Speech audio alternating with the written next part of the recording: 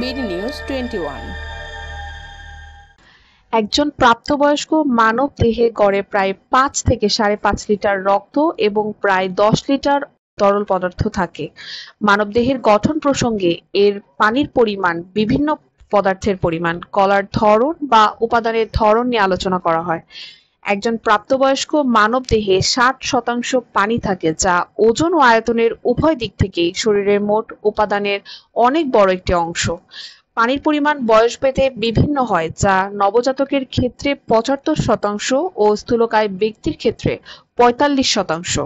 একজন পূর্ণবয়স্ক মানুষের শরীরের চামড়ার ওজন তার ওজনের প্রায় 15%।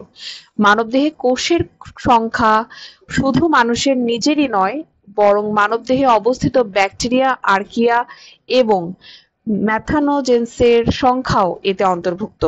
এর একটি বড় অংশই আসে পাকস্থলী ও পরিপাক নালী থেকে। মানবদেহের ত্বক ও শরীরের অন্যান্য অংশে অবস্থিত সকল অণুজীবের সংখ্যাকে একত্রে হিউম্যান মাইক্রোবায়োম বলা হয়। মানবদেহের বিভিন্ন উপাদানের অনুপাতের প্রসঙ্গে এর মুখ্য, গৌণ এবং গুরুত্বপূর্ণ উপাদান নিয়ে আলোচনা করা হয়।